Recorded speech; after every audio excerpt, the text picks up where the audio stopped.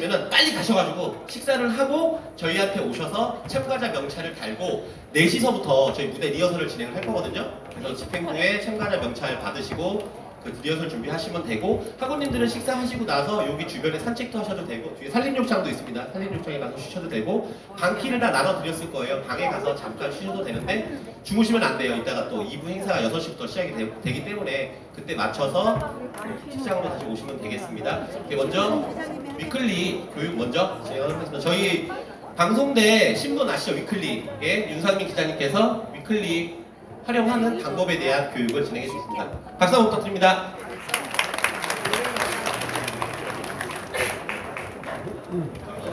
오카리나 저 지금 하고 있는데 1년 조금 지났거든요.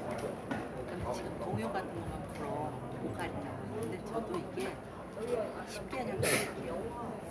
오카리나 10년 부르겠다. 그리고 이제 그 이후에는 취미로 계속 하겠다. 그래서 일본어도 죽기 전까지 해보려고 했어요. 그리고 오카리나도 죽기 전까지 해보려고 했어. 노인이 하더라고. 그러면 재밌잖아. 응? 뭐 기타 같은 거 치고 책임은 그렇지만 나이 먹어도 안녕하세요. 반갑습니다. 민주야, 언제 왔어? 좀 이따 찍으시고 다들 너무 즐거우신 것 같은데, 저는 방송대 신문 학부사 윤상민 기자라고 합니다. 오늘 이렇게 잘 안 들려요. 네. 잘 들리세요? 안 들려요. 네네네네. 같이도 반가운 얼굴도 좀 보이고 하는데 네. 아직 신문 혹시 모르시는 분들이 있을 것 같아가지고 제가 한 10분 정도 15분 정도 시간을 달라고 했는데요. 간단하게 소개를 드리고 저희한테 어떻게 연락을 주시면 저희가 취재를 서울에서 제주까지 가고 있으니까 그 부분에 대해서 조금 알려드리려고 하겠습니다. 마지막 부분에서 지휘부담을 할 테니까 그 전까지는 같이 보시면 되겠습니다. 네, K&O 위클리라는 데가 신문이 있어요. 혹시 아시는 분? 네, 모르시는 분이 더 많습니다. 네, 이 신문이 나와 있는데 사실은 그전에는 저희 주간지로 나오고 있고요. 그전에는 40년 역사를 가진 방송대 신문이라는 게 있었어요. 방송대 신문이 있었는데 그 신문이 이제 방송대 제호를 바꿨습니다. K&OU 위클리로 제호를 바꾸면서 방송대 출판물원, 여러분이 보시는 교재를 만드는 출판사에서 신문을 발행하고 있어요. 그리고 2019년에 저희가 창간을 했고요. 올해로 창간 5주년을 맞이하고 있습니다. 여기 보시면 weekly.knou.ac.kr 여기가 저희 홈페이지 주소예요. 그러니까 일로 들어오시면 여러분들의 기사들이 다 나오고 있습니다. 네, 취재는 누가 하고 있나요? 위클리 기자가 4명이 있습니다. 저희 4명이서 전국을 커버하려고 하다 보니까 최익현 선임 기자, 김영문 기자, 저, 고서선 이렇게 4명이 있는데 많이 부족하다 보니 저희가 작년부터 지역 학생 기자를 같이 운영하고 있습니다. 그래서 지금 보시면 인천 지역의 고종현 기자부터 시작해서 경기 지역, 제주 지역, 충북, 울산, 부산, 경남, 전북, 광주, 전남 지역까지 있어요. 그래서 밑에 빨간색으로 제가 썼는데 매 학기별로 저희가 학생 기자분들을 모집하고 있습니다. 그렇기 때문에 혹시 지역이 없는 지역분들은 생각하셨다가 위클리 홈페이지에 공지가 뜨면 신청하시면 저희가 장학금 지급해드리고 취재 가실 때 여비 같은 게 다 지원이 나오기 때문에 그런 부분에 대해서 조금 생각해 보시는 것도 좋을 것 같아요. 지금 제가 말씀드리는 게 잘 이해가 되고 있는 거죠? 저만 이야기하고 있는 건 아니죠? 예. 감사합니다. 네.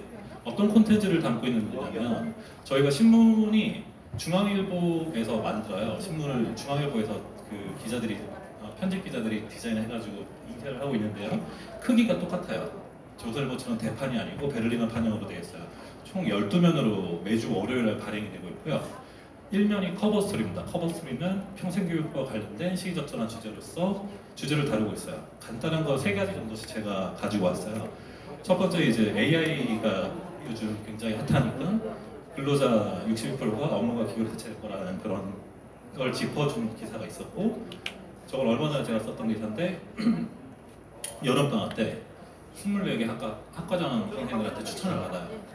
전공도서 한 권, 교양도서 한 권 해가지고 어떤 책 읽으면 좋겠다 학생들이 그래서 여러분한테 읽을만한 책들을 해가지고 소개를 하는 기사가 나가기도 하고요.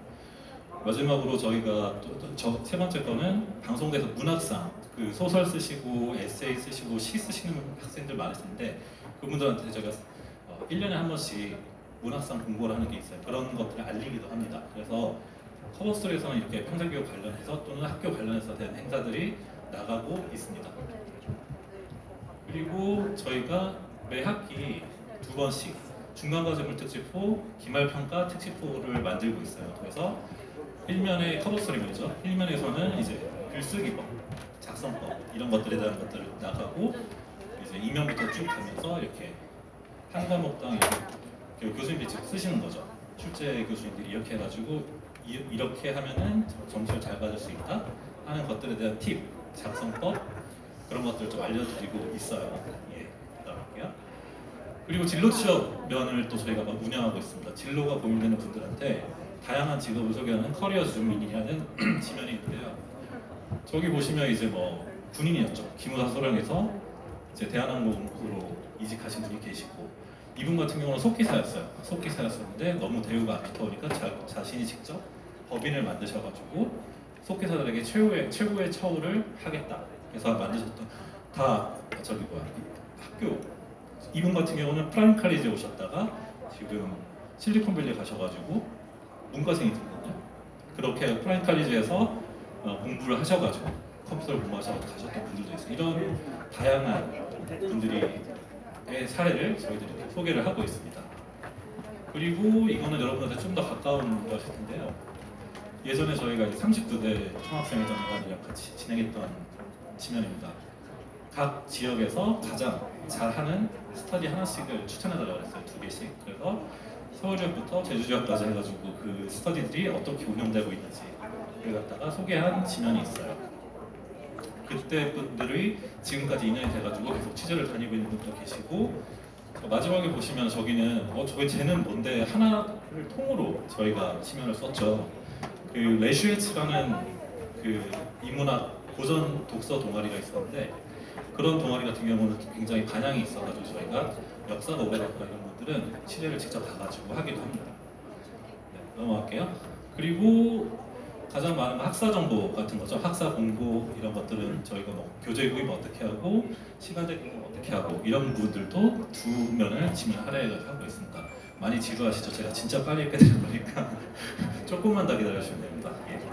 넘어갈게요. 그래서 여기는 이제 저희가 그 학교 재학생들을 위한 독자들을 위한 것들만 있지 않고 평생교육 전문직으로 했기 때문에 이제 일반 구독자로 확장할 수 있는 교양 연재들도 많이 있어요.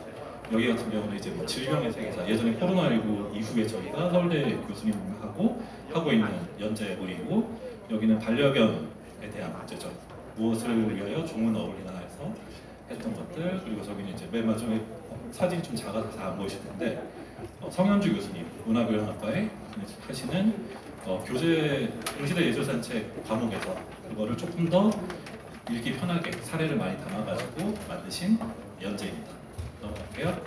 그리고 이거는 지금 제가 하고 있는 신의 마을입니다. 이게 또 교양인데 제가 이제 저는 영화 전공이어가지고 이렇게 뭐 파묘 때 최민식 배우 인터뷰했거나 아니면 얼마 전에 원더랜드에서 탕웨이 배우 인터뷰를 했거나 아니면 최신 영화였죠. 고레가 이로카즈 감독의 괴물 같은 경우에 리뷰 기사를 쓰고 그래서 학생들이 많이 너무 무겁지 않게 신문을 볼 때 그냥 흥미롭게 볼 수 있게 그런 것들도 교양으로 담고 있습니다.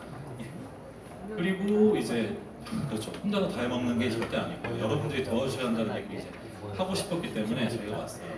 여기 보시면 학과 전국 연합 행사를 동행치를 저희가 갑니다. 학과별로 되게 많더라고요. 뭐 경영학과 같은 경우는 프로그램 개발 경진대회가 있고 컴퓨터과학과도 있고 뭐 여러 가지가 있던데 저희가 지난주에 다 갔다 왔던 곳이에요. 청소년 교육과에서 행사가 열렸을 때 제가 춘천 갔다 왔고 평창에 그리고 여기서는 중어중문학과 행사가 있었고 저기는 유아교육과 행사가 있었어요. 그런 식으로 전국 연합 행사가 있을 때는 저희 기자들이 전국으로 가서 1박 2일 같이 머무르면서 취재를 다 하는 방식으로 그래서 지면을 이렇게 한 면씩 쓰는 방식입니다. 옆에 보시면 뭐 학과장생들이 들어가고요.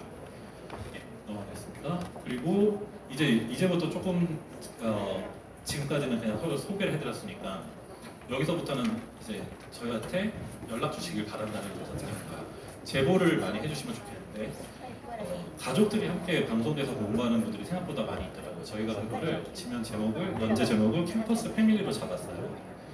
그래서 보시면 여기 있는 두 분은 노부부세요. 제가 가서 취재했던 분들인데 해남 땅끝마을까지 갔어요. 두 분이 나이 연세를 합치면 160세가 넘습니다. 그런데 정말 멋있었어요. 정말 대단하셨고 이분 두 분이서 공부하는 게 아니고 또 사모님은 또 차를 만드시는데 거기 공간을 다원 공간을 내주셔가지고 학생들을 불러서 거기서 공부할 수 있게 코로나 시기에도 그런 걸 해주셨던 분이었었어요. 너무 제가 보면서 감명받았던 분이었고 이 기사도 나왔을 때 참 좋았었고요. 이건 지난주인가 지난주에 나왔던 세 자매가 방송대에서 동시에 공부를 하면서 서로 이렇게 힘들어할 때 붙잡아주고 그만두고 싶어 할 때 하는 그런 이야기들이 있었고요. 저기는 제주도에 갔었어요. 제주도에 갔었는데 아들만 넷인 엄마 혼자서 아들을 넷을 키우셨는데 아버지가 일찍 돌아가시고 아들이 잘 컸죠. 장남이 잘 큰 다음에 나중에 커서 엄마 못다한 공부를 같이 하자고 아드님이 먼저 이제 아들은 대학교 졸업했어요. 졸업했는데 그래도 또 공부를 해보겠다 해가지고 관광 쪽으로 전문적으로 해보겠다 해가지고 강성대 편입하고 그 이듬해에 어머니를 모셔서 문화교양학과로 오신 거죠. 그래서 저 기사가 나가고 거의 뭐 제주도에서는 국민 뭐 아들 된 것처럼 굉장히 좋게 했던. 그러니까 여러분들한테 이렇게 꼭 이런 사연이 아니더라도 같이 공부하고 있는 가족이 같이 공부하고 있는 그런 방송대생이 있다면 여러분들께서 저희한테 말씀해 주시면 저희는 이런 거는 꼭 취재를 가게 되니까 꼭 부탁을 드린다는 말씀을 드리겠습니다. 두 번째는 저희가 인터뷰 지면이 있어요. 인터뷰 지면은 다양한 이유로 검사들 다 찾아오시죠. 평생학습 라이프라고 하는데 일단 여기 분 같은 경우는 딱 보시면 알겠지만 해녀잖아요. 해녀분이신데 방송대 오셨어요. 관광학과 오셔가지고 아침마다 바다로 출근해가지고 해녀 물질하시고 오후에는 학교 가서 공부하시고 저녁에는 고깃집 열어가지고 장사하시고 되게 재밌는 정말 멋진 분이었어요. 이분은 이제 저기 제주공항 가시면 저기 걸려 있어요. 여기 걸려 있었던 분인데 그렇게 알게 돼서 이 취재를 했던 분이 계셨고 중간에 계시는 분은 정말 사연이 많은 오리엔탈 그룹이라는 데가 있어요. 저도 잘 몰랐는데 시계도 만들고 뭐 되게 바이오도 많이 하신대요. 장대진 회장님이신데 저분은 돈이 너무 없어서 방송대가 예전에 그 회화동 거기 있을 때 처마 밑에서 집이 없었대요. 처마 밑에서 진짜 이렇게 뭐 가만히 넣고 주무시고 밤에 아침에 일어나가지고 도서관에서 공부하시고 그렇게 주경자도 하셨다가 지금은 그 방송대에서 다 공부를 하신 거죠. 하셔가지고 1조 매출하는 기업을 일구시는 분이세요. 그러니까 그런 분들도 계시잖아요. 그런 분들도 저희가 인터뷰를 했었고 저분은 참 제가 기억에 남는 게 작년 아마 이런 자리였었던 것 같아요. LT였었던지 그때 제가 한번 가서 말씀을 드렸어요. 그때는 제가 이게 없었어요. 저는 글만 쓰는 사람이라 이걸 못 만들어가지고 말로 했었는데 하여튼 그때 이렇게 특이한 방송대를 찾은 분을 좀 소개해달라고 했더니 딱 끝나자마자 한 분이 오셔가지고 저기 되게 앳돼 보이는 여학생 있잖아요. 엄마랑 같이 있는데 저 여학생이 15살이에요. 15살인데 방송대에 왔어요. 입학을 했어요. 언어 천재.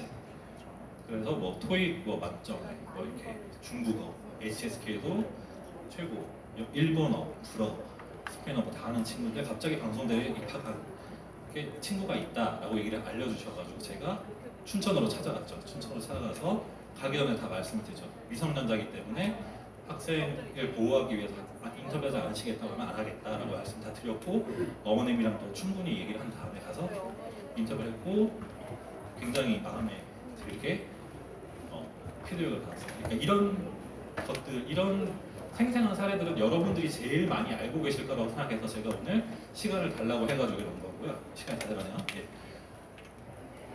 그래서 뉴스들도 많이 있습니다. 그래서 얼마 전에 가서 춘천 강원 지역대학에서 했던 청포축제도 갔다 왔고 여기 보시면은 폐쇄도 소식에 동문이 사무실 제공이라고 되어 있잖아요. 익산시학습관이 폐쇄됐어요. 익산시학습관이 이제 더 이상 운영하지 않기로 학교에서 결정이 났어요. 그랬을 때 그 소식을 들은 익산시학습관에서 공부를 하셨던 오래전에 공부하셨던 동문이 너무 안타까운 후배들에게 내 사무실을 무상으로 제공하겠다라고 얘기하신 거예요. 이런 미담 기사들이 있어서 지금 이제 그 건물에서 익사체육관이 명칭은 그대로 쓰지 못하지만 그렇게 해가지고 공부를 이어가고 만남을 이어가겠다는 이런 이야기들이 있습니다. 저기 황산나루 축제 같은 경우는 부산에서 저희가 취재를 간 거겠죠. 네, 넘겨주시죠.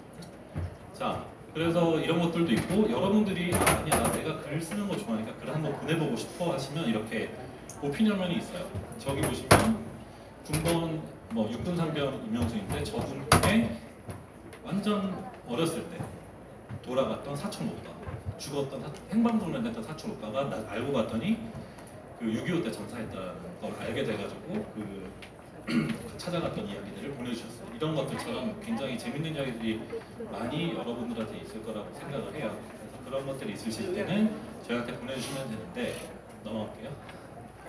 어디로 하시면 되냐면 이거는 사진을 찍어주시면 좋을 것 같은데 저희 제보 메일이라고 합니다. 한글로 제보고 영어로는 jebo@kuniverse.ac.kr입니다.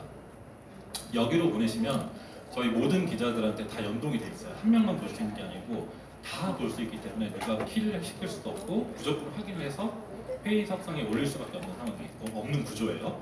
그러니까 여기로 보내시고 만약에 그래도 좀 얼굴 한번 봤던 기자한테 편하게 연락하고 싶다 하시면 제 전화번호랑 연락처가 있으니까 여기로 연락하시면 됩니다. 예, 넘어갈게요. 자, 그런데 오늘 하나 더 말씀드리지만 위클리는 공짜인가요? 라고 해서 왜 지역대학교는 있잖아요. 있는데 사실 공짜가 아니에요. 이거는 유료 신문이고 20만 부를 찍었다고 해요. 저는 여기 온지 이제 3년 됐는데 그때는 주간지를 엄청 시장이 큰 시장이었는데 지금 이제 3만 부를 찍고 있습니다. 3만 부를. 자, 넘어갈게요. 근데 그러면 위클리도 곧 없어질 것이냐? 이거는 분분한 이야기가 되겠죠. 그런데 저는 개인적으로 생각하기에 그렇지 않기를 바라고 그러면 안 된다고도 생각하고 있어요. 왜냐하면 방송대에 와보니 정말 열정이 넘치는 학생들이 너무 많았고 제가 되게 좋아하는 신현욱 교수님이라고 계시는데 그분의 말씀이 아직도 기억이 나는 건 방송대생 한 명 한 명이 보배라는 말씀을 해주셨어요. 저는 그분 여러분 한 분 한 분한테 있는 그 사연들이 너무 궁금하고 여러분들이 왜 공부를 하러 여기를 찾아왔는지 너무너무 궁금하고 또 누구랑 같이 하고 있는지 어떻게 공부를 하고 계신지 너무 궁금하거든요. 그런 이야기들이 너무 많은데 10대부터 80대까지 다 모여있고 근데 이런 게 너무 산발적으로 다 여러분들만 가지고 있단 말이에요. 호프데이에서 얘기하시고 MT 가서 얘기하시고 그럼 끝이에요. 근데 이것들을 저희가 위클리가 알려줄 수 있는 마당이나 놀이터의 기능을 하고 싶다는 이야기를 드립니다. 그래서 넘어갈게요. 갑자기 뭔가 제가 왜 파노인 것 같은 느낌이 좀 들긴 하는데 어쨌든 6개월 한 학기에 저희가 구독료가 있는 신문이라는 걸 알려드려야지 저희가 할 수 있으니까 한 학기에 2만 원이고 넘어갈게요. 여기 QR코드를 찍으시면 구독 페이지가 연결이 되고요. 아니면 콜센터에 164413을 하시면 신청이 되고 가장 쉬운 거는 학기 등록하실 때 그죠? 학과대여금을 같이 납부를 하시면 됩니다. 이렇게 구독이 진행됐을 때 저희가 더 전국에 있는 여러분들을 찾아뵐 수 있지 않을까 하는 생각이 들어요. 네, 넘어갈게요.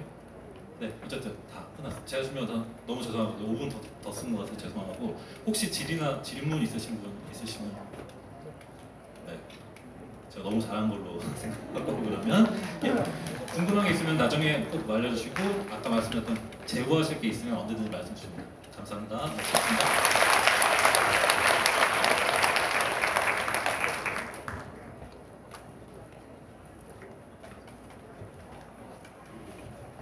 사회자가 없는 것 같아요. 다음 순서가 아마 정인혜 강사님이 인권센터에서 나오실 텐데 잘 들어주시고.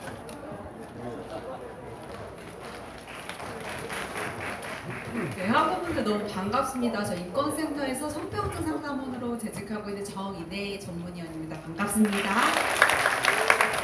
저희 인권센터가 2020년에 처음 개소가 돼서 올해 사업 중에 주요 사업으로 학생회 임원분들 찾아뵙고 폭력 예방 교육 가장 많이 진행하는 거 그래서 성평등 그 캠퍼스 문화 학생회 임원분들께서 주도해서 만들어 주시는 거 주요 사업으로 하고 있어요.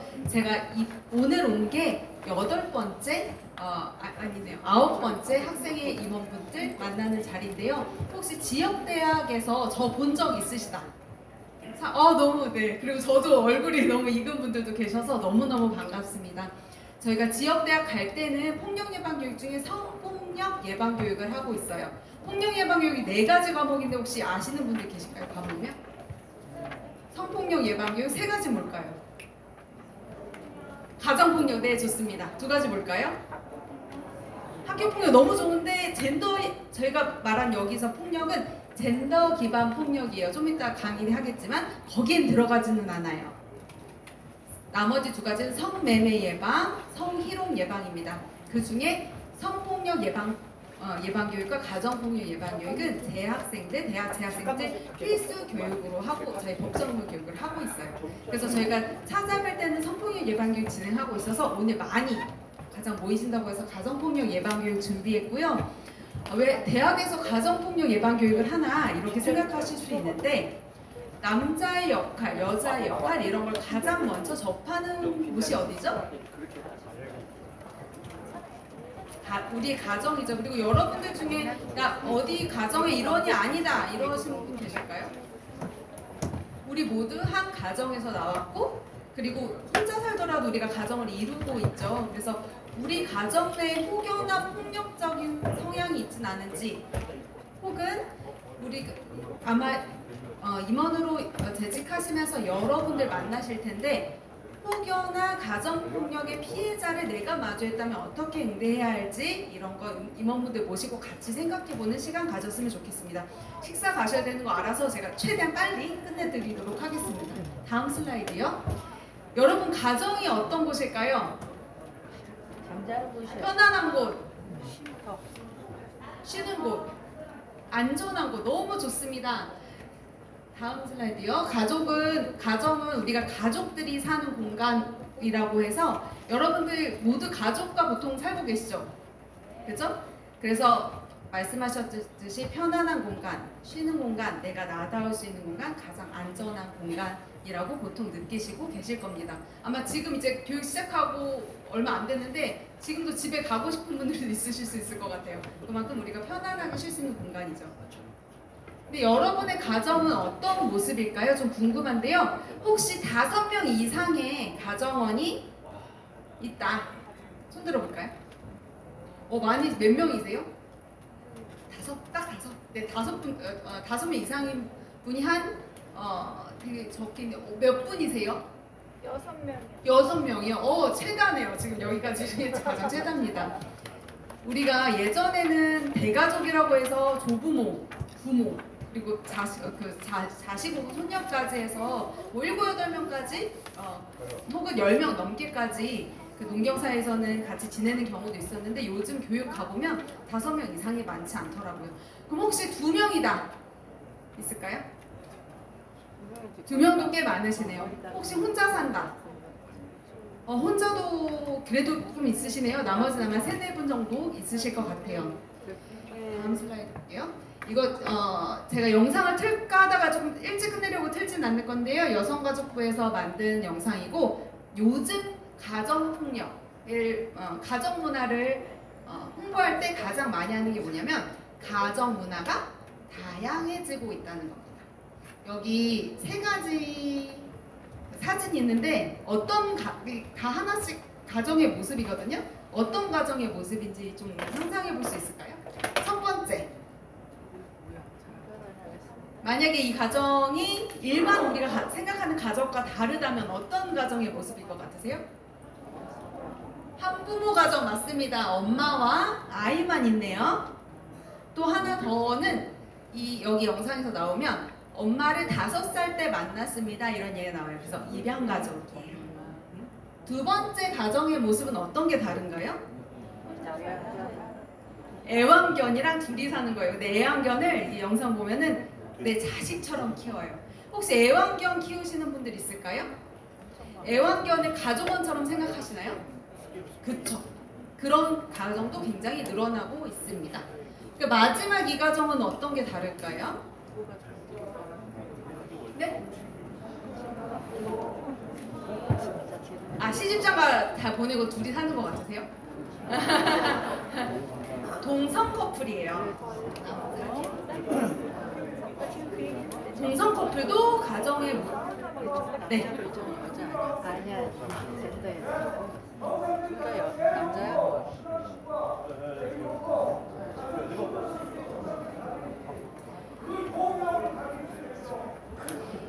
이렇게 말씀하실 수 있습니다. 정상 가정, 비정상 가정. 우리의 머릿속에 있는 고정관념이죠. 그리고 어떻게 보면 여러분들이 이런 얘기 들으셔서 불편하실 수도 있지만 여러분들도 가정 이렇게 생각했을 때 엄마, 아빠, 자녀들이 있는 모습을 아마 생각하셨을 거예요. 그런데 요즘은 가정의 모습이 굉장히 다양해지고 있습니다. 그래서 여성가족부에서도 가정폭력이라고 할 때 가정을 어떻게 규정하냐면 같이 사는, 친족이든 아니든 같이 사는 공간들을 가정이라고 하고요. 그래서 가정폭력 대신 친밀한 사이에서 일어나는 폭력으로 용어가 조금씩 바뀌고 있습니다. 그래서 요즘은 꼭 친족 관계가 아니더라도 함께 사는 가족들이 굉장히 많이 늘어나고 있고요. 사실 우리가 머릿속으로 생각하는 엄마, 아빠, 아이들이 있는 가정의 수가 굉장히 적어지고 있습니다. 다음 그래프 한번 볼게요. 이 그래프는 친족 가정만을 한 겁니다. 그러니까 어떻게 보면 혼자 사는 가정들도 많고, 뭐랄까요? 혼자 사는 형태도 많고 친구끼리 사는 형태도 많은데 친족 가정만을 봤을 때 우리가 왜 생각하는 부부와 미혼 자녀의 비율이 한 50% 정도 됩니다. 하지만 더 많은 밑에 보면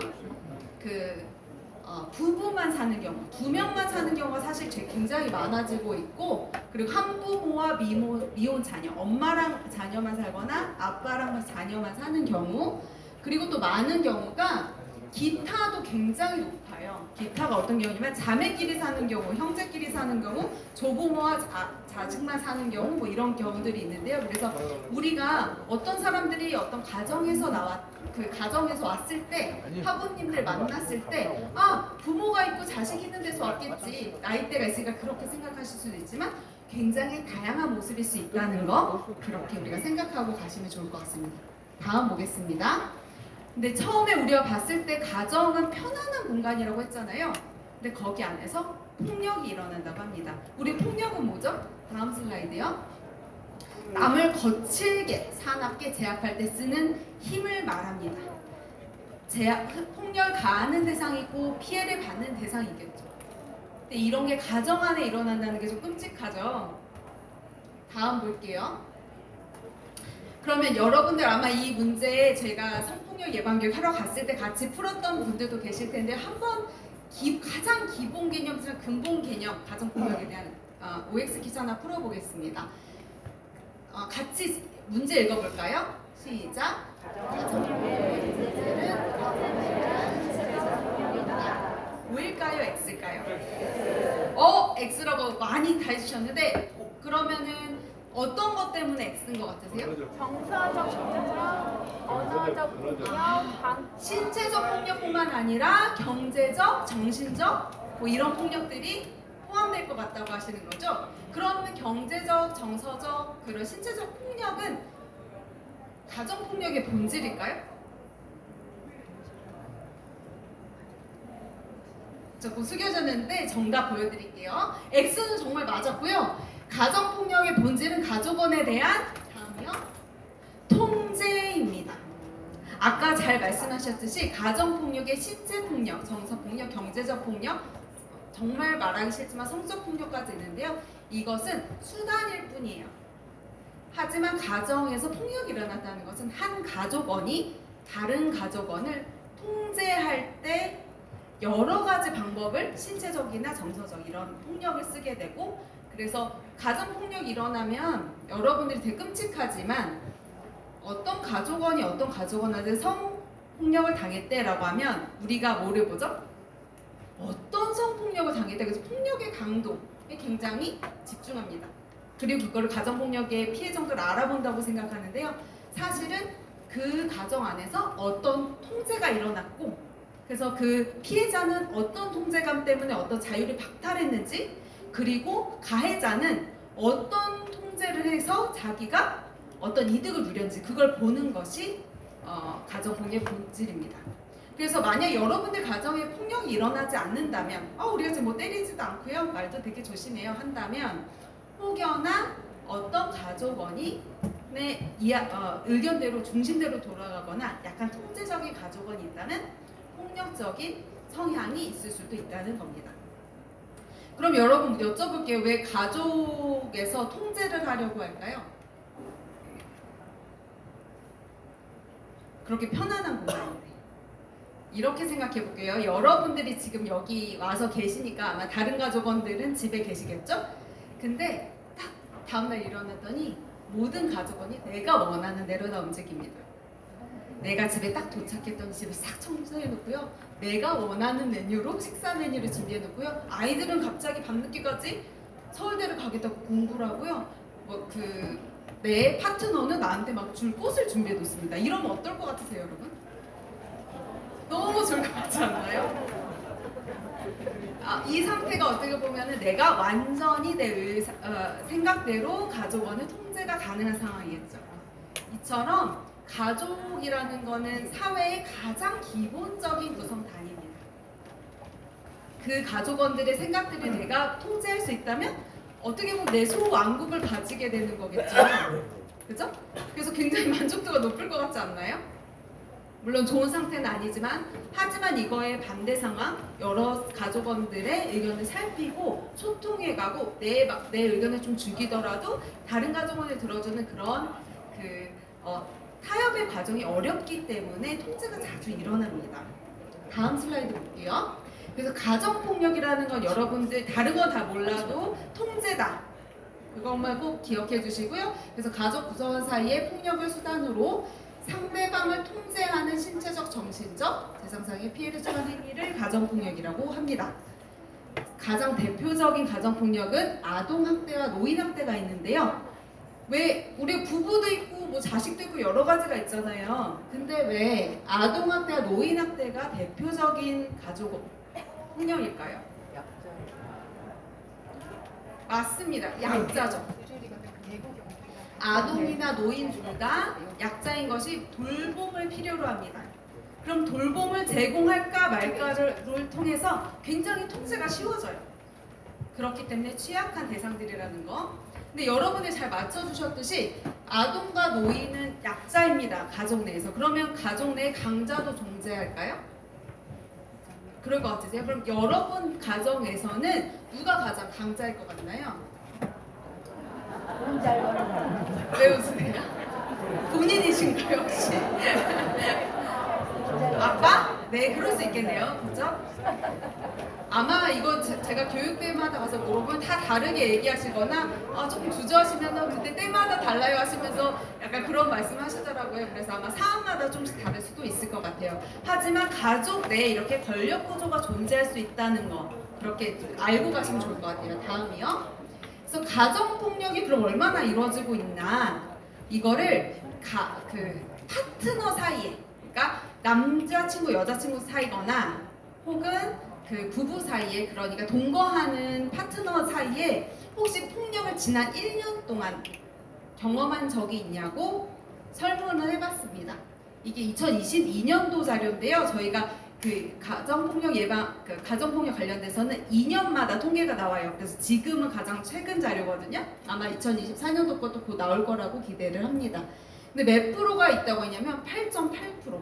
평생 동안 받아본 게 아니고 지난 1년 동안 내가 내 파트너한테 폭력이라고 하는 것들을 경험했다. 8.8%. 그러니까 지금 여기 몇 분 계시죠? 300명. 한 300명 된다면 꽤 많은 분들이 해당할 수 있는 거네. 이 통계가 만약 여기 적용된다면. 그리고 피해 정도를 볼 때 정서적, 신체적, 성적, 경제적 폭력 이렇게 많은 폭력의 유형들로 나타나고 있었습니다. 그래서 여러분들이 만나시는 학우분들이나 혹은 주변들이 이렇게 만나실 때 생각보다 가정폭력이 되게 먼 얘기는 아니라는 거예요. 폭력적인 상황을 경험하지 않다는 거. 다음 슬라이드요. 그 가정폭력은 왜 일어나는가? 제가 이렇게 해볼게요. 여러분들 가족원들 모두한테 제가 100억씩 드리겠습니다. 다 100억씩 있는 거예요. 여러분도 있고 여러분 남편이나 아내도 있고 자식들도 100억씩 있다고 할게요. 그 가정에서 가정폭력이 일어나기 쉬울까요?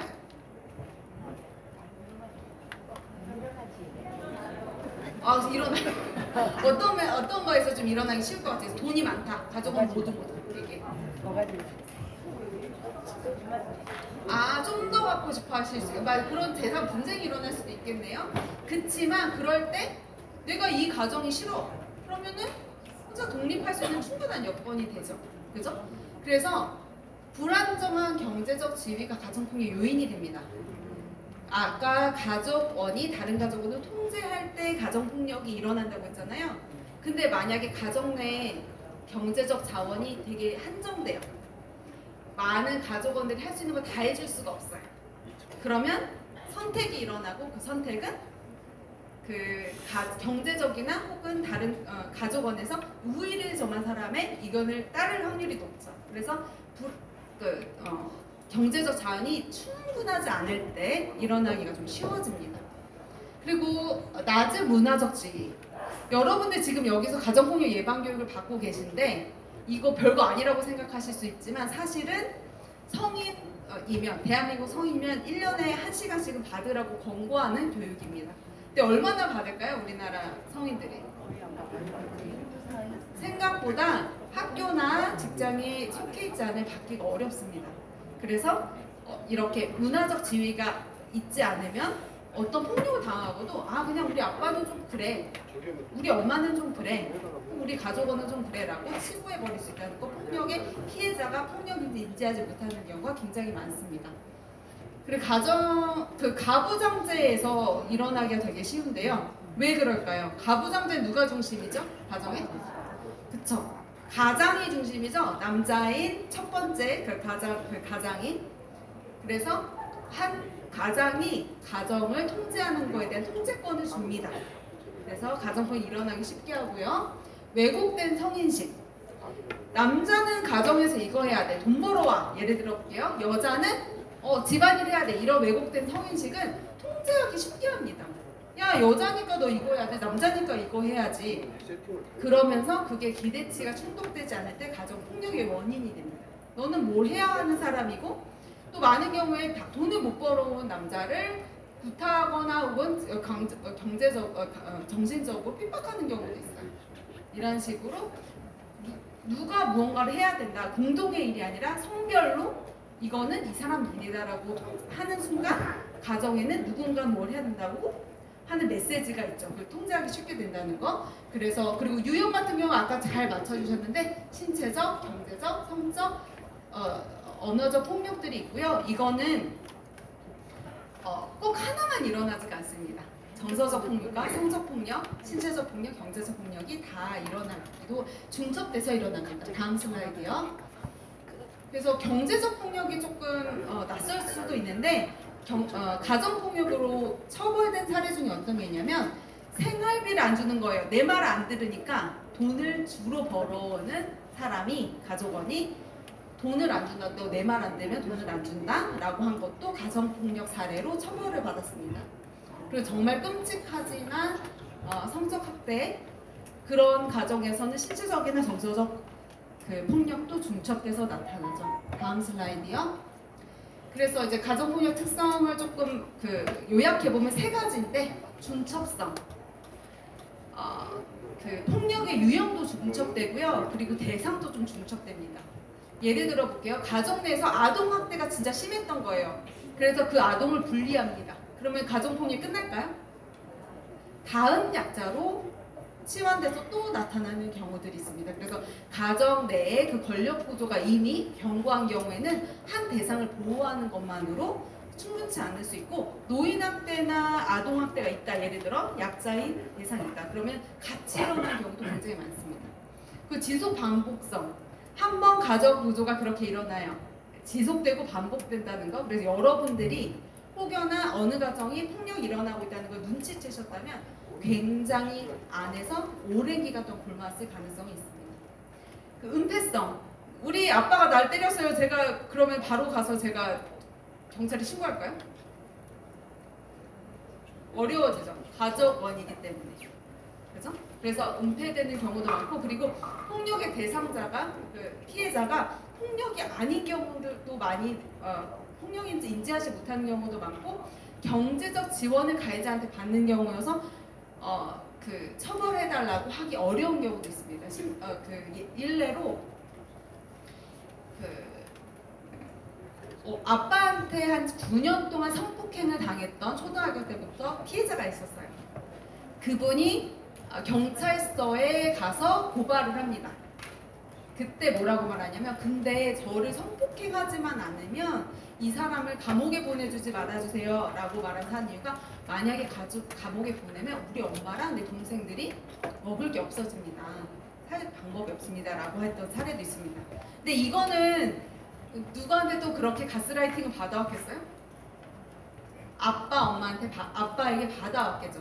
가해자한테. 내가 없으면 너는 아무것도 아니구나, 혹은 우리 가족은 끝난다, 이런 식으로 받아왔겠죠. 그래서 은폐성이 있다는 거. 그 다음 슬라이드요. 그럼 여러분들이 가정폭력 피해자를 학교 생활을 하시다 만났습니다. 그럼 어떻게 해야 될까요? 정말 뻔한 말일 수 있지만 이야기 들어줘야 되고요. 방관하지 않고 개입해야 되고, 왜냐면 우리가 느꼈다면 굉장히 심한 경우일 거예요 아마. 그리고 필요한 지원을 생각하고 문제에서 벗어날 수 있도록, 다 복잡한데 하나만 기억하셨으면 좋겠습니다. 1366이 그 여성 긴급 전화거든요. 근데 여성 남성 상관없어요. 여기에 전화를 하면 상담부터, 이게 폭력이 맞나요? 라는 상담부터 사건 처리, 그리고 내가 혹여나 그 쉘터나 어떤 그 공간이 필요하면 그 공간 지원까지 중간중간 다 지원 연계를 해주시기 때문에 1366에 혹여나 너 그 폭력의 피해가 있어서 너가 도움이 필요하면 전화해봐. 상담도 할 수 있고 심지어 카톡으로도 상담할 수 있대, 익명으로. 이런 식으로 안내해 주시면 좋을 것 같아요. 다음이요. 그래서 1366 홈페이지인데요. 되게 1366 홈페이지 전화하셔도 좋지만 홈페이지에 가시면 여러 가지 서비스들이 소개돼 있어요. 그리고 아까 말씀드렸지만 익명으로 오픈 채팅방에서 내가 상담할 수도 있거든요. 그러니까 나는 말하지만 내 답이 다수한테 보이는 게 아니라 그 상대한테만 보이게, 상담원에게만 보이게 익명으로도 상담할 수 있기 때문에, 그렇게 만약에 폭력의 그 피해자를 보시면 안내해 주시면 감사하겠습니다. 다음 슬라이드요. 그리고 이거 1366 안내라 그러면 그거를 받으신 분들, 피해자분들이 뭔가 이거를 내가 전화하는 순간 큰 사건화 될 것 같아서 주저하세요. 마치 경찰에 신고하는 것처럼. 근데 그게 아니라, 이게 폭력이 맞을까요? 혹은 제가 이런 게 두려운데 이거 어떻게 대응하는 게 좋을까요? 이런 대응부터 모든 것들을 다 상담받을 수 있거든요. 그래서 걱정하지 말고 상담 받으시라고 안내드립니다. 다음이요. 그리고 뭐 가정폭력 상담소다 혹은 지원 쉘터다 이런 것들이 전국적으로 퍼져 있는데, 물론 개수가 부족하지만 이거 다 아실 필요가 없는 게 1366에 내가 그게 필요한 상태다 그러면은 바로바로 연결해 주시니까 1366만 기억 부탁드립니다. 다음 슬라이드요. 근데 조금 이야기를 확장해 보겠습니다. 여러분들이 우리 아마 영상에서 그냥 길거리에서 지나다닐 수 있는 평범한 사람들이 손을 잡고 게임을 하나 시작을 해요. 그리고 질문이 던져집니다. 그러면서 질문에 해당하는지에 따라서 앞으로 가거나 뒤로 가는데요. 그러면서 좀씩 열이 흩어져요. 영상을 보시면서 나는 만약에 이 게임에 참가했다면 앞에 있었을까 뒤에 있었을까 조금 생각해 보시면서 보셨으면 좋겠고요. 그리고 조금 중간 지나가면 질문이 좀 빨라져요. 그래도 그냥 상상으로만, 꼭 정확한 위치를 않더라도 함께 참여한다는 생각으로 보면 좋겠습니다. 제가 오늘 시간이 많지 않을까 해서 중간에 좀 끊을게요. 영상 이거 틀어주세요.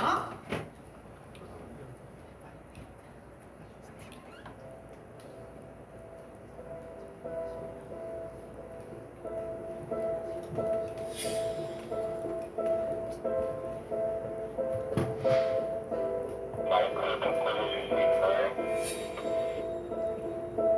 1, 2년 단위로 집을 옮겨야만 한다면 한 발 뒤로. 4대 보험을 못 받는다면 한 발 뒤로. 가족 때문에 친구들에게 놀림당했다면 한 발 뒤로. 결혼 혹은 출산으로 경력단절이 두렵다면 한 발 뒤로. 공공장소에서 조롱이나 시선을 받지 않고 애인과 스킨십할 수 있다면 한 발 앞으로. 근처 어떤 화장실이든 자유롭게 쓸 수 있다면 한 발 앞으로.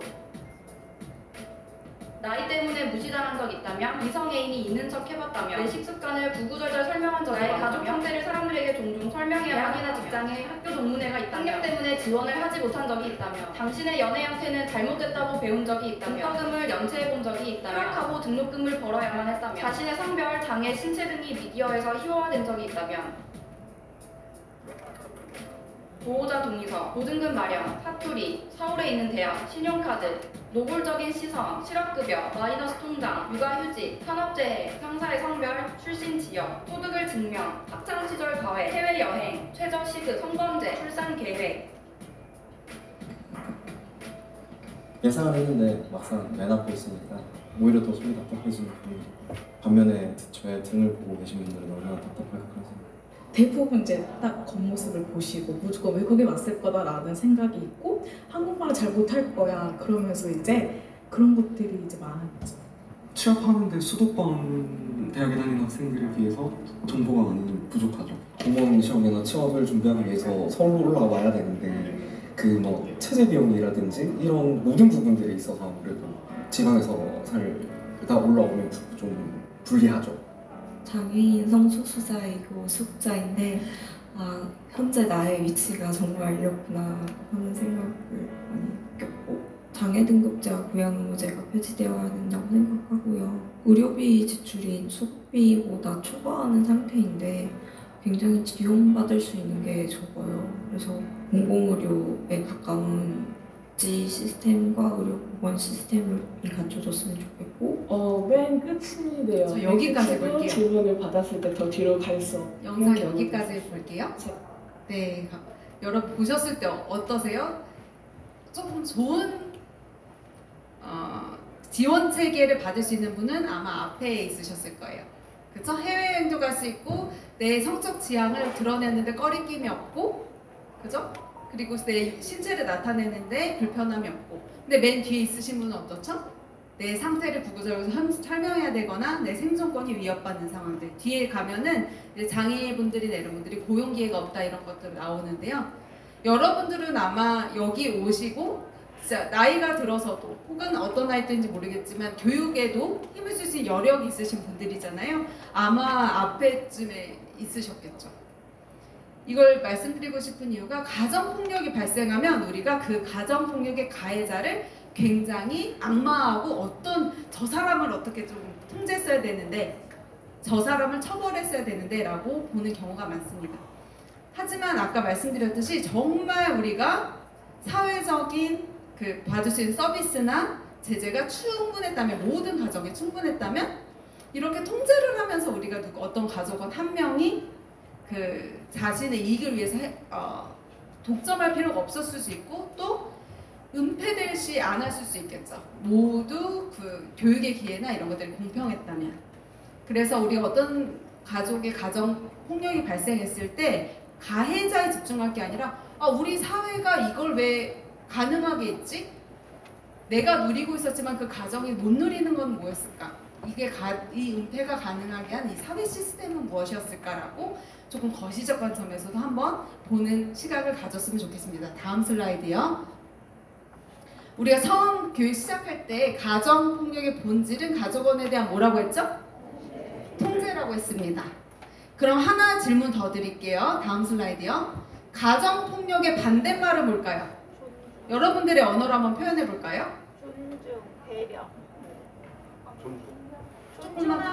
존중하고 배려. 네? 존중하고 배려하고. 배려 좋습니다. 다른 또 어떤 게 있죠? 소통 너무 좋습니다. 배려하고 소통하는 것 또 뭐가 있을까요? 네? 사랑 너무 좋습니다. 네? 존중 너무 여러분들 교육의 핵심을 잘 이해하신 것 같아요. 서로 독점하는 것이 아니라 소통하는 것, 그리고 그 사람을 존중하면서 가정원의 얘기 들어주는 것, 서로 사랑의 마음으로 보는 것. 여러 가지 언어들이 나왔는데요. 그걸 한마디로 한다면 평등입니다. 한 사람이 한 사람을 제압하는 것이 아니라 우리는 모두 평등한 존재구나 라고 먼저 생각하고 접근하는 것. 제가 이렇게 교육했다가 재학생 가정폭력 예방교육 혹시 들어오셨던 분 있나요?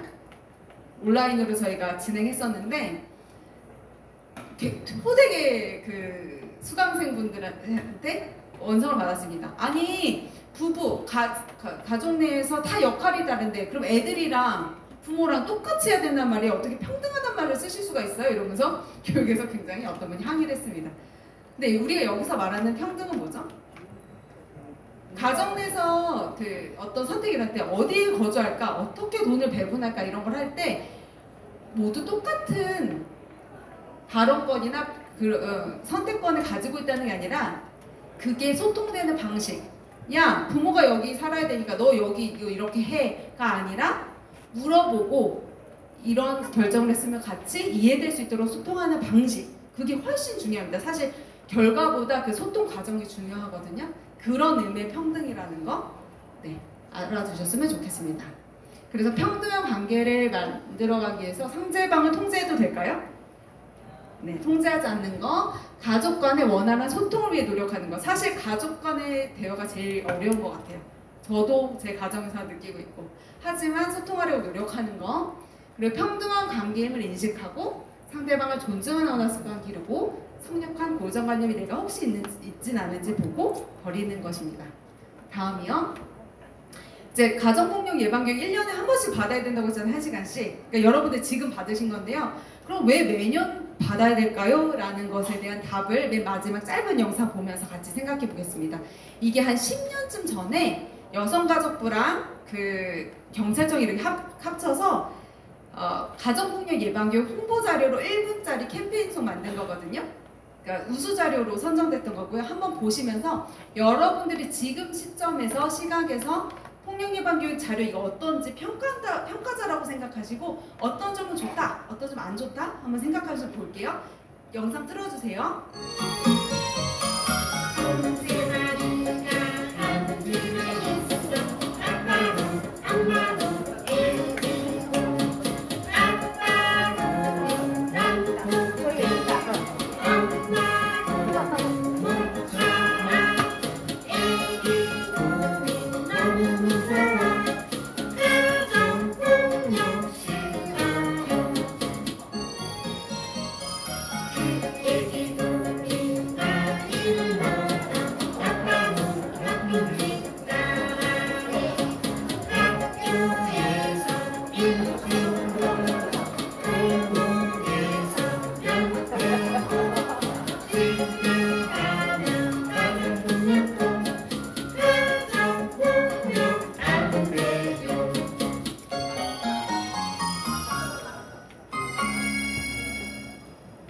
여러분들 어떻게 보셨어요? 좀 재밌죠?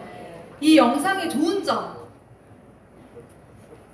어떤 걸 네? 보고 배운다. 그쵸? 이해가 진짜 빠르죠? 이거 아마 폭력이 이렇게 연결돼서 이어진다는 거 말하는 영상인 것 같은데 그 1분 안에 여러분들 너무 내리박히지 않나요? 따라하기도 쉽고 좋습니다. 또 좋은 점 뭘까요? 재밌다. 그럼 여러분들 안 좋은 점은 어떤 것 같으세요? 혹여나 비판적으로 보시는 게 있다면 성차별인 것 같으세요? 어떤 부분이 성차별인 것 같으세요?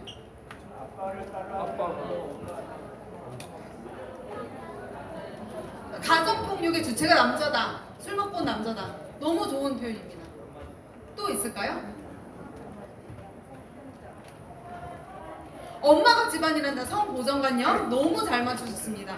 여러분들 이 영상이 만들어지고 8년 뒤에 폐기되면서 추천 동영상 폐기되면서 어떤 영상을 쓰이고 있냐면 강사들한테 이런 자료는 폭력 예방 교육으로 활용하면 절대 안 된다 라는 예시로 쓰이고 있습니다. 어떤 점인지 본다면 잘 맞춰주셨듯이 정상 가족의 이데올로기에 있어요. 무슨 말이냐면 가정의 모습이 어떻게 묘사되죠? 아빠는 밖에 일을 나가고 일 스트레스 때문에 술을 먹었어요. 폭력에 정당성을 줍니다. 술 먹은 남자. 그리고 꼭 술 먹은 남자가 폭력을 하나요? 가정폭력의 그건 너무 다양하지만 술 먹은 아빠가 했을 것이다. 밖에 일하고 온 스트레스 때문에 이런 서사를 가지고 있죠. 또 뭐죠? 엄마는 집에서 일을 합니다. 여러분들 집에서 일만 하는 여자가 요즘 얼마나 있을까요? 그래서 그리고 자식이 있습니다. 그 정상 가족이라는 그 틀을 벗어나지 못했고요. 그리고 폭력의 모습을 어떻게 폭력이 전해지는지를 말하는데 아빠는 밖에서 술을 먹고 스트레스 받아서 옵니다. 그래서 엄마는 어떻게 폭력을 전해주냐면 여기 가사에 엄마는 못 참아라고 나와요. 그럼 엄마가 참아야 되나요? 폭력이 있었을 때 엄마는 꼭 참아야 될까요? 보호해야죠. 사실 어떻게 보면 가정폭력 묵인하라고 이야기하고 있죠. 더 끔찍한 거는 가정폭력에 많은 피해 아동들이 있습니다. 그 아이들에게 너는 일진군과 변태곰이 될 거라고 그런 시각을 씌우고 있죠. 그래서 폐기된 영상이에요. 말씀드리고 싶은 게 뭐냐면 8년쯤 전에는 10년쯤 전에는 이 영상이 우수 자료로 쓰였지만 지금 시점에서는 절대 안 된다는 거죠. 그래서 여러분들이 나는 우리 가정은 너무 평안하고 가정폭력 내가 알겠어, 통제인 것도 알겠어가 아니라 흐름에 따라서 가정의 모습은 너무 변화합니다. 그래서 매년 요즘 어떤 이슈가 있지? 인권센터에서 폭력 예방교육 진행할 거니까 조금 관심 가지고 봐주시고요. 그래서 교육 필요성이 매년 있다는 거 꼭 이해해 주셨으면 좋겠습니다. 오늘 짧은 교육 마치겠고요. 그리고 한 가지만 부탁드릴게요. 저희 폭력 예방교육 진행하면서 학생회 분들한테 민원 전화나 혹은 어떤 사건 의뢰로 저한테 전화를 많이 하시는데 혹여나 교직원분들의 어떤 상황이 있을 때 이런 건 어떻게 교육이 되고 있나 궁금하실 때 전화하셔서 교육 요청하실 수 있거든요. 이런 지역관에 혹은 이런 본관의 이런 부서에서 이런 부분은 학생 응대에서 성적으로 문제가 있는 거다. 이런 언어나 행동은 그런 것들 교육 요청하실 수 있으니까 적극적으로 부탁드리고요. 그리고 학생의 활동에서도 여자는 이래 남자는 이래 그런 시각을 가지지 않고 그리고 우리가 여기 공부하러 온 거잖아요. 연애하러 온 것도 아니고요. 혹은 연애가 일어나도 그건 개인의 일입니다. 우리가 뭐라고 할 수 있는 건 아니죠. 그래서 언어적으로 우리가 좀 성숙하게 지성인으로서 서로 다가가자는 거 말씀드리겠습니다. 이상으로 교육 마치겠습니다.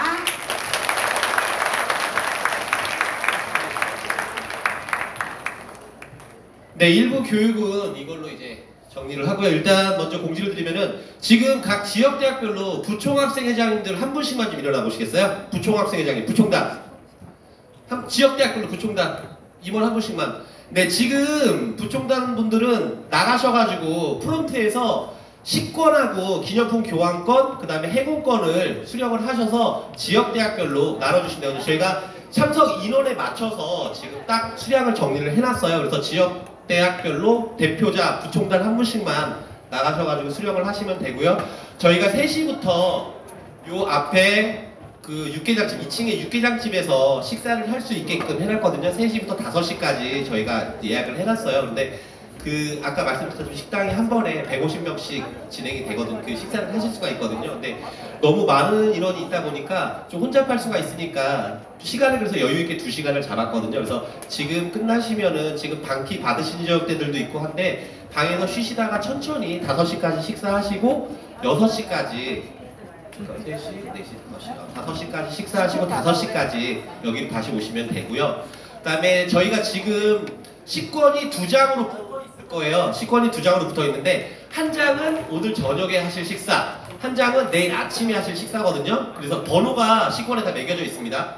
그래가지고 그 번호대로 저희가 계산을 하는 거라 한 장은 오늘 저녁, 한 장은 내일 아침이기 때문에 분실을 하시면 저희가 재발급을 해드리지는 않습니다. 그리고 저희 참가 신청 명단에 없는 분들은 참가를 안 하신 거기 때문에 저희가 식권이 따로 준비가 되어 있지 않으세요. 그런 분들은 지역 총학생회장님한테 문의하셔가지고 그건 저희 쪽에 다시 확인해 주시면 되고요. 그 다음에 기념품 교환권하고 행운권이 같이 붙어 있어요. 한 장을 더 드리거든요. 기념품 교환권은 저희가 기념품으로 그 요새 핫한 레디백을 준비를 했는데 지금 해외에서 들어오는 건데 어제 그 중국 쪽 그 군사훈련 때문에 배가 못 떠가지고 어제 12시에 들어왔는데 인천 세관에서 지금 통관이 안 돼가지고 월요일날 각 지역대로 보내드릴 거예요. 그럼 지역대에 물건이 도착하시면 그 오늘 나눠드리는 기념품 교환권을 가지고 지역대 총학생회 사무실 가셔가지고 그거를 교환을 받으시면 됩니다. 그 다음 주 정도에 교환 받으시면 되고 거기 밑에 그다음에 행운권이 또 같이 붙어 있어요. 행운권은 잘라가지고 명찰 뒤에 넣어놓으셨다가 저희가 이따 행사 진행하면서 행운권을 추첨을 할 거거든요. 지금 보시면 경품을 저희가 많이 준비했어요. 80만원 상당의 로봇 청소기, 그 다음에 선풍기 10대, 뭐 TV, 돌체구스토 커피 내려 먹는 거 뭐 해가지고 선물을 좀 많이 준비를 했습니다. 뭐 무선 청소기도 있고요. 많이 준비를 했는데 그 행운권 번호는 저희가 번호는 따로 넣어져 있고 가지고 계신 행운권 번호가 오늘의 행운권 번호입니다. 그거 잊어버리시면 재발급이 안 돼요. 저희가 딱 숫자에 맞춰서 발급을 했기 때문에 재발급이 안 되니까 잊어먹지 않도록 행운권하고 경품 교환권은 뒤에다 넣어놓으시고 식권은 한 장을 잘라서 이따 식사하실 때 식당에 한 장 내시고 오늘 주무시고 가시는 분들 내일 아침에 또 식사를 하셔야 되잖아요. 내일 아침에 식사하실 수 있게 명찰 뒤에다가 꽂아 놓으시면 될 것 같습니다. 저희가 식권하고 기념품 교환권, 행운권은 1번부터 500번까지 딱 번호가 정해져 있어요. 그거를 분실하시면은 재발급을 해드릴 수가 없습니다. 그러니까 그 부분 분실하지 않도록 유의하시고요. 그 다음에 행운권을 잊어버리시면은 저 경품이 남의 그림의 떡이 되니까는요. 꼭 잊어버리지 않도록 주의하시고 식사하실 때 우리 식당 가셔가지고 저희가 사장님하고 얘기를 해놨는데 메뉴는 육개장 한 가지 단일 메뉴입니다. 다른 거 주문하시면 안 돼요. 육개장만 드릴 거예요. 육개장만 드릴 건데 최대한 빨리 나갈 수 있도록 사장님 좀 준비를 해놓으셨어요. 그래가지고 최대한 빨리 나갈 수 있게 준비를 해놨는데 이게 사람이 150명이 들어가다 보면은 여기도 주세요, 여기도 주세요, 여기 주세요, 여기 먼저 주세요. 여기서 왜 우리 안 줘요, 우리 안 줘요 그러는데 다 주문받는 순서대로 사장님이 딱 주실 거고 그다음에 최대한 빨리 나오게 돼 있으니까요. 웬만하면은 가셔가지고 사장님한테 빨리 안 준다고 화내고 그러시면은 곤란합니다. 그러니까 그 부분들은 좀 우리 방송대인의 매너를 좀 보여주시면 좋겠고요.